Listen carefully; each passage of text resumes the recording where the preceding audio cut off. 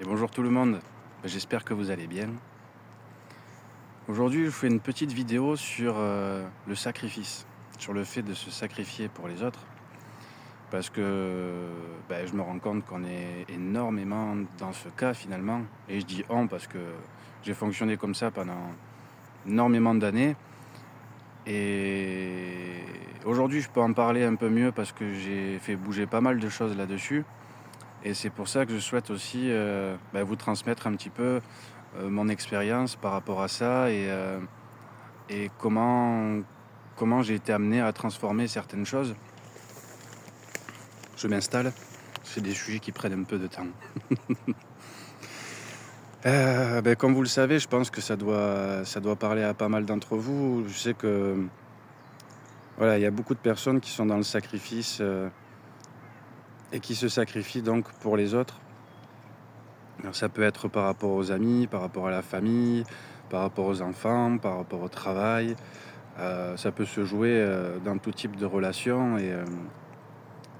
mais il y a toujours des choses derrière. De toute façon, moi j'ai toujours eu cette phrase de dire qu'il y a une histoire et des blessures derrière chaque comportement. Après, il y a juste à creuser un petit peu et à voir en fait qu'est-ce qui se joue derrière finalement. Euh, alors, je précise quand même, quand je parle de quelque chose, je parle vraiment de ma vision personnelle. Alors, je ne dis pas que c'est une vérité absolue et que voilà, chacun a sa vision des choses, et vous prenez ce qui vous parle, et ce qui vous parle pas, vous prenez pas. Voilà, je ne suis pas en train de dire que je raconte la vérité absolue, quoi. Je précise quand même, c'est juste un partage personnel. Moi, je vais vous prendre exemple de mon parcours. C'est que pour moi, personnellement, le fait que je me sois sacrifié pour les autres, il y avait inconsciemment à l'époque une recherche de reconnaissance et d'être aimé. Parce qu'on se dit qu'en se sacrifiant pour les autres, en faisant passer leurs besoins avant les nôtres, en leur faisant plaisir, on est reconnu pour ça et on est aimé pour ça. Et quelque part, il y a aussi une peur de perdre le lien si on ne fait pas ces choses-là.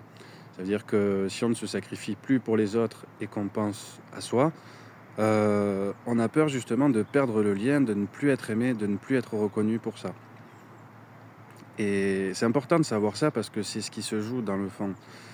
Alors c'est pas conscient, des fois dans le moment. En faisant un certain travail et en prenant du recul, après, on peut s'apercevoir de tout ce qui se passe derrière ce genre de comportement. Le problème, c'est que dans ce mécanisme-là, c'est qu'on s'oublie.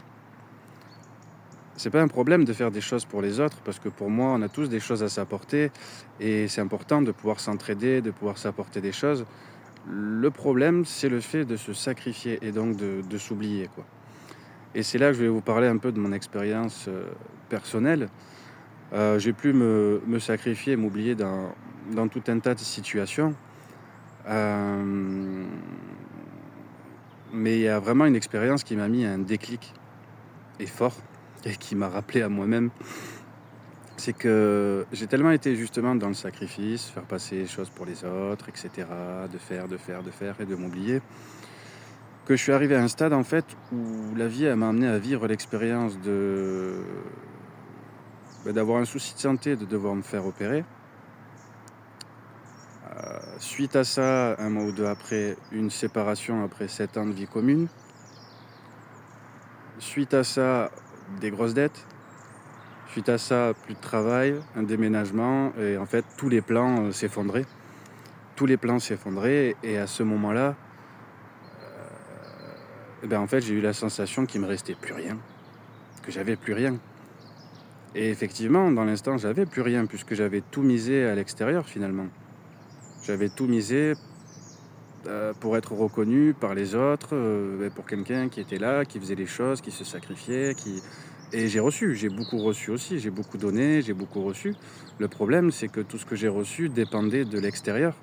Et en fait, une fois que la vie m'a enlevé tout l'extérieur, il me restait plus rien puisque moi, j'ai pas nourri ce que j'avais besoin. J'ai pas nourri mes rêves, j'ai pas suivi mes élans. J'en ai suivi certains, mais pas les plus importants. Donc j'ai mis de côté beaucoup de choses qui finalement demandaient à vivre, demandaient à s'exprimer. Et Et le problème, c'est que, voilà, le résultat en a été là. Je me suis oublié et à un moment, on m'a tout enlevé, tout l'extérieur pour me dire, voilà, on te ramène à toi. Maintenant, qu'est-ce que tu fais pour toi?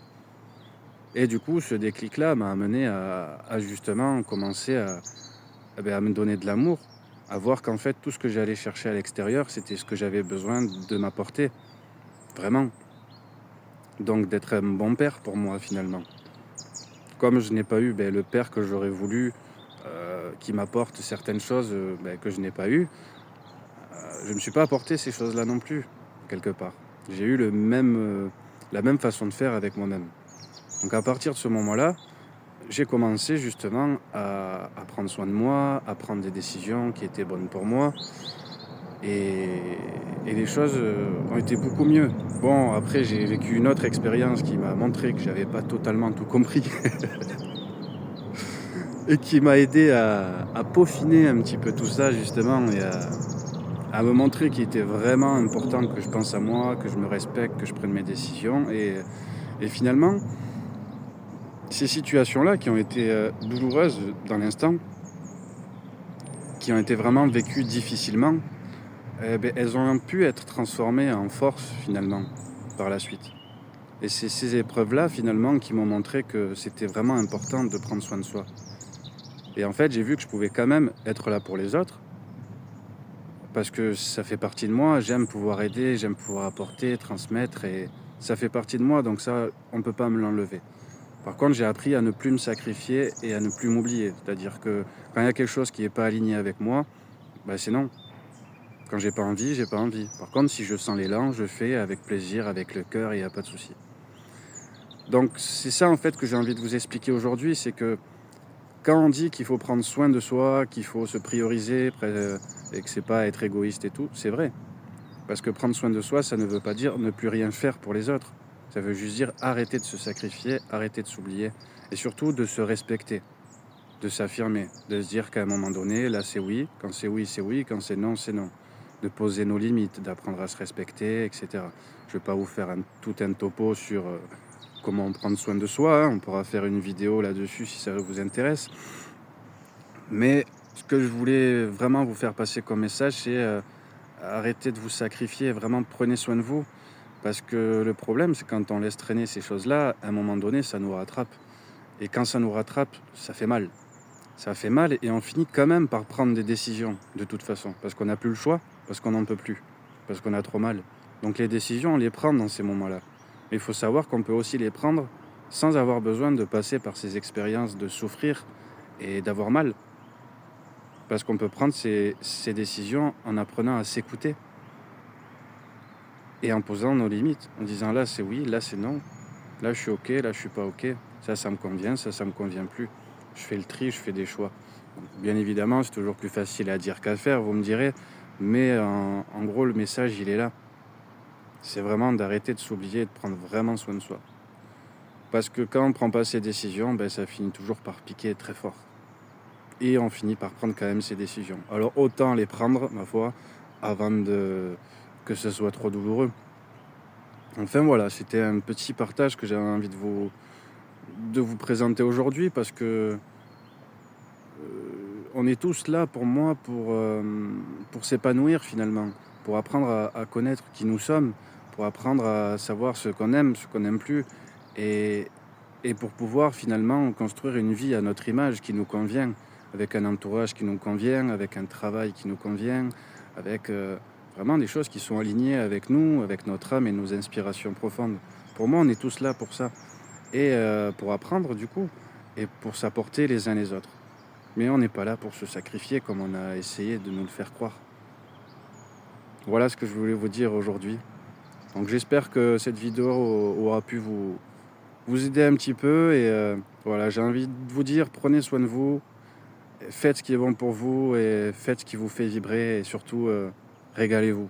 Voilà. C'est ça la phrase clé, c'est régalez-vous vraiment. Vous le méritez bien.